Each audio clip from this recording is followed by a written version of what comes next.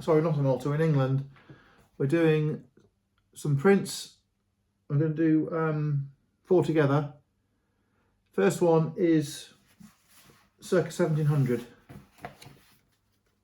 meaning it's 325 years old.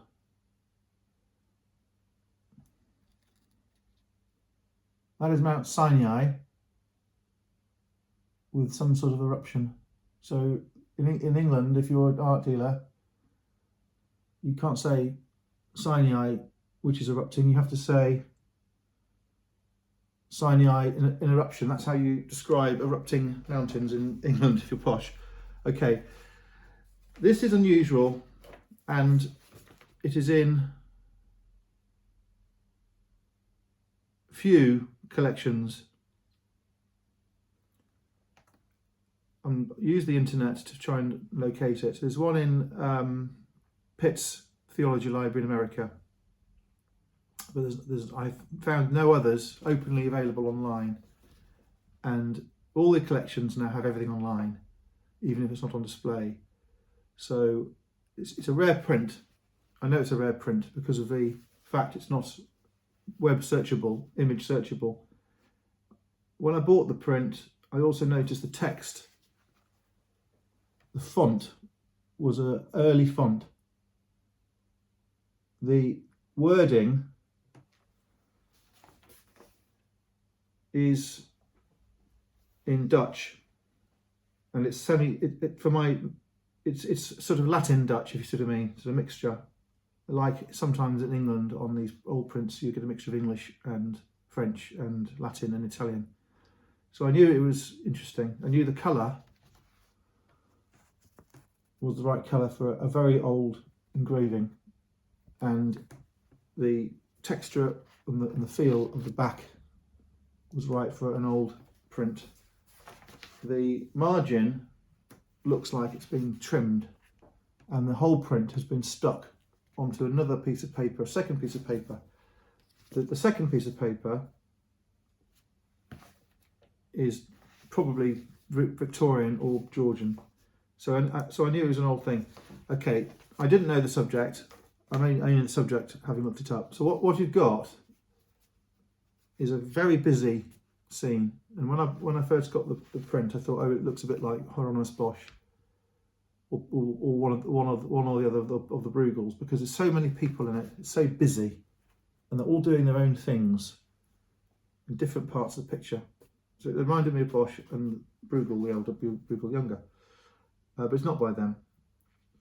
The scene shows a episode of Exodus 32:4, and the Israelites these are all Israelites, are preparing to worship the golden calf. So this statue is the golden calf, and it is being presented on a stone plinth, newly built stone plinth, and the golden calf itself has just been made, and there is a cast, half of the cast. There is a pit which the cast was put into. There is a hoist. There is a oven, a furnace for smelting, for melting. It has a small door and a smoke hole on the top. There are bellows from pushing the air into the smelting furnace, the melting furnace. So it's a very, as far as the metalwork goes, it's very interesting. It's an Israeli, Jewish, Hebrew, sort of Judaic, first sort of Old Testament print. It's religious, but it's a very rare print, very rare print. Okay, I like the print very much, and it was engraved by Jan Luyken, 1649 to 1712. I don't have any information about the source painting. Okay, we'll do the next one. The next one is distinctive. It is engraving by Hogarth.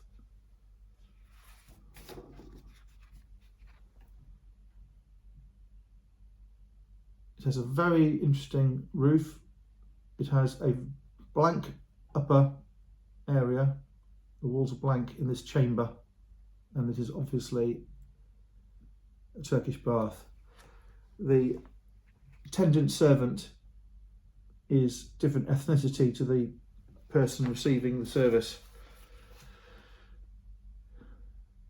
There was one in the Metropolitan Museum of New York. There was one in the British Museum. So those museums, we have links on our website. Everything I'm showing you is for sale.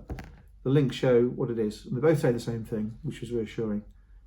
So this was in Aubry de la Motteraie's travels throughout Europe, Asia, and into part of Africa, London 1724. That is from 1724.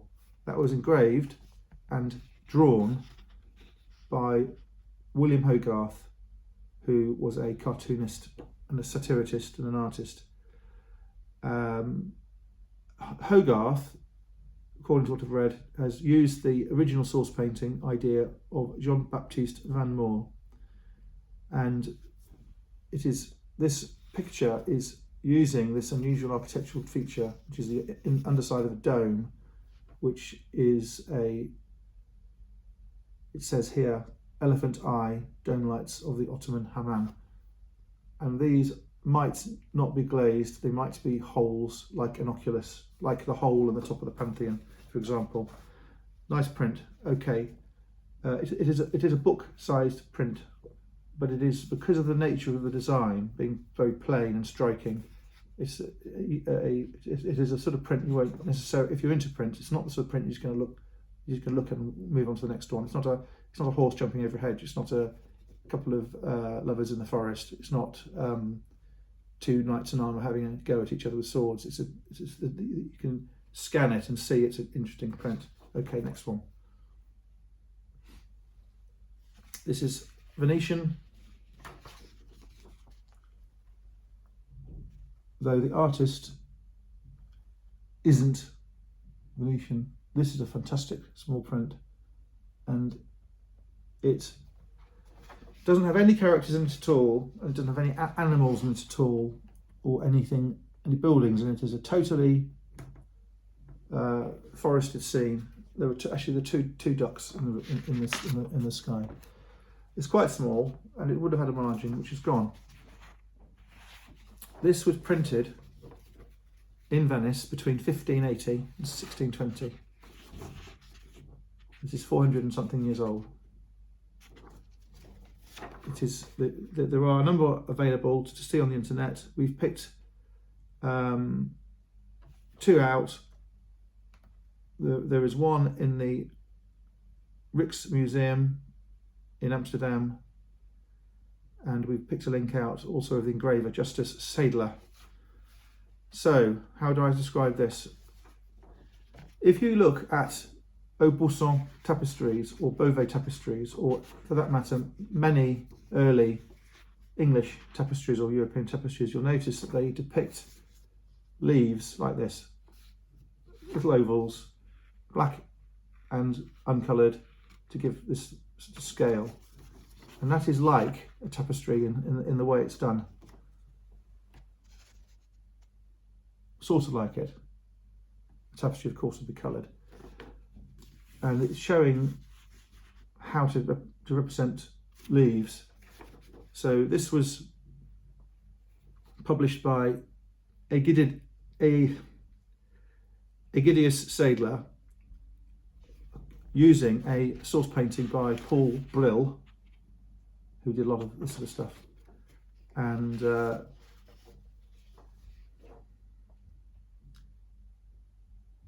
it was engraved by, I'm going to start again, it was engraved by Egidius Sadeler, who published by Justus Sadeler, with the involvement of Christophus Ferrarius. I'm not really sure the involvement of Christophus Ferrarius. So all the information is there, and there are a number of places you've got them. This is an old thing, and it's a beautiful thing to look at. Absolutely gorgeous. There is some sort of attribution on the back to Raphael Sadeler. I haven't dug down too far. I can't see a Raphael Sadeler 1535 to 1616. It's probable that he was in the family as well. So that's another lovely thing, fantastic thing to buy from us. Next one. This is a print. There was one in the Again, it's a rare one, very rare. The reason I know it's rare, I'm not just saying it's rare, the reason I know it's rare is because I can't find it on Google Lens search. So no major museum's got one anywhere in the world on their database, with the exception of San Martino Museum in Naples. There's one in the San Martino Museum in Naples, but the one they have has a continental dedication. This one's got a English dedication. The painting is by Weirotter. The museum thinks it's Franz Edmund, though the print says J, so I'm not sure whether that's right or not. I think it will be right, because one or two museums have said it's this version is by Franz Edmund Weirotter, and it features Middelburg, which is a place in Zealand, which is a place in Denmark. The publisher in England is Robert Sayer, and the engraver is his partner John Bennett. The ones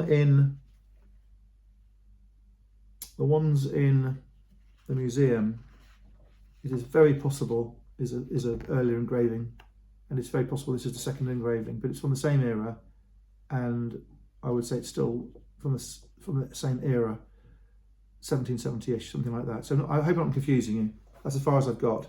So just to recap, this is the anglicised version, could be the second version of the same period. I think it's the same period, slightly late, of course. I think it will be a second engraving plate, probably. This was published in England by Robert Sayer, using his partner John Bennett, who engraved it. It says Bennett here. I think it says Bennett here. And it's signed after the painter J. Weirotter, though the museums say the earlier one, with a different dedication in Italian or French or whatever it is, say it is by Franz Edmund Weirotter after a picture by Le Vau Jean-Jacques of 1729. Okay, it shows Zealand. There is a windmill. There is a church. There is a couple of boats and people and some trees. Nice thing. Okay, thanks for looking at those. We'll do some more.